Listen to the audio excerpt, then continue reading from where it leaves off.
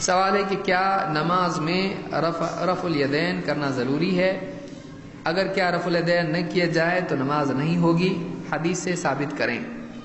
دیکھیے، اللہ کے نبی صلی اللہ علیہ وسلم کے بارے میں اللہ تعالیٰ نے فرمایا قل ان کنتم تحبون اللہ فاتبعونی یحببکم اللہ ویغفر لکم ذنوبکم واللہ غفور رحیم۔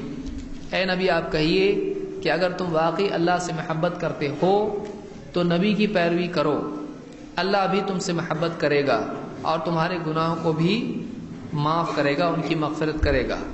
اس آیت میں اللہ نے بتایا کہ اگر کوئی آدمی واقعی اللہ کی محبت کا دعویٰ کرتا ہے، اس کا ثبوت دینا پڑے گا، نبی کی پیروی کرنی پڑے گی۔ اگر کوئی آدمی چاہتا ہے اللہ اس سے محبت کرے، نبی کی پیروی کرنی پڑے گی۔ اگر کوئی آدمی چاہتا ہے گناہوں کی مغفرت ہو، نبی کی پیروی کرنی پڑے گی۔ یہ تین چیزیں ہیں، ان تین چیزوں کے سلسلے میں اللہ کا محبوب، اللہ کی محبت کا دعویٰ، اللہ کا محبوب بننے کی کوشش اور مغفرت، ان تینوں کے لیے نبی کی اتباع ضروری ہے۔ تو اب نبی صلی اللہ علیہ وسلم رفع الیدین کرتے تھے، اب اگر کوئی آدمی نہیں کرتا ہے جانتے بوجھتے، تو اس کا اللہ کی محبت کا دعویٰ کتنا سچا ہے خود غور کرے۔ اس کو اللہ کی محبت ملے گی کہ نہیں ملے گی خود غور کرے۔ اس کے گناہوں کی مغفرت ہوگی کہ نہیں ہوگی خود غور کرے۔ کوئی آدمی نہیں کہہ سکتا یہ اتنا اہم نہیں ہے۔ ایک آدمی نے گھمنڈ کی وجہ سے اللہ کے نبی صلی اللہ علیہ وسلم نے کہا کہ دائیں ہاتھ سے کھا، اس نے کہا نہیں کھا سکتا میں۔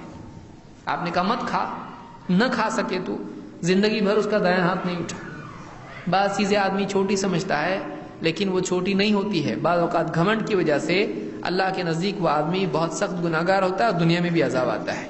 تو ایسا کرنا، کوئی آدمی اسی آدمی سے پوچھے جو اس طرح کے سوالات ان کو پوچھا، جس نے یہ پوچھا ہے ان سے کسی نے پوچھا ہوگا اس طرح سے، ان سے آپ پوچھیں ہاتھ چھوڑ کے نماز پڑھے تو ہوتی کہ نہیں ہوتی، ایک ٹانگ اٹھا کے نماز پڑھے تو ہوتی کہ نہیں ہوتی۔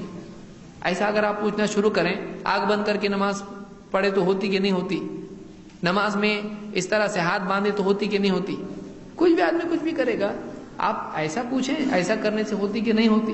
جب آپ کے سامنے واقعی نبی صلی اللہ علیہ وسلم کا طریقہ ہے، پھر وہ چھوڑنا آپ کے ایمان کو کیسے گوارا ہوتا ہے؟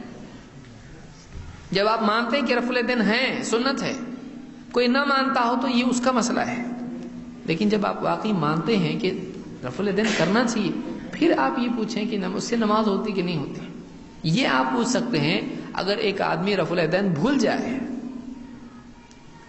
تو پھر نماز ہوتی ہے کہ نہیں ہوتی، یہ ایک الگ مسئلہ ہے، کیونکہ بھول سے نہ سورہ فاتحہ بھی بھول سکتا ہے آدمی، رکعت بھی بھول سکتا ہے آدمی۔ لیکن ایک آدمی اس طرح سے جواب عالم سے لے، کسی بھی جواب دینے والے سے، وہ کہے کہ ہاں ایسا تو نہیں ہے کہ نہیں ہوتی، کہ دیکھو بغیر رفع الیدین کی بھی نماز ہوتی اس لیے مت کرو، تو ایسا آدمی ساری سنتوں کو چھوڑا دے گا۔ پھر ہم یہ کہیں گے ناف کے نیچے باندھتا نہیں ہے آدمی، سینے پہ باندھتا ہے، ہوتی کہ نہیں ہوتی، رفع الیدین کرتا ہے تو ہوتی کہ نہیں ہوتی۔ اگر اس کا جواب پھر اگر ہاں ہے تو ہم کہیں گے تم بھی کرو۔ تو اس طرح کے سوالات میں سمجھتا ہوں کہ یعنی دم نہیں ہے۔ اللہ کے نبی صلی اللہ علیہ وسلم کی حدیث سے ثابت کرو، وَصَلُّوا كَمَا رَأَيْتُمُونِي أُصَلِّي، ویسے نماز پڑھو جیسے مجھ کو پڑھتا دیکھتے ہو۔ جو حکم دیا ہے پورا کرنا پڑے گا، حکم پورا نہیں کریں گے گناہ گار ہوں گے۔ نبی کا حکم نہیں ماننے سے کیا ہوتا؟ نیک بنتا؟ نبی کا حکم نہیں ماننے سے گناہ گار بنتا ہے۔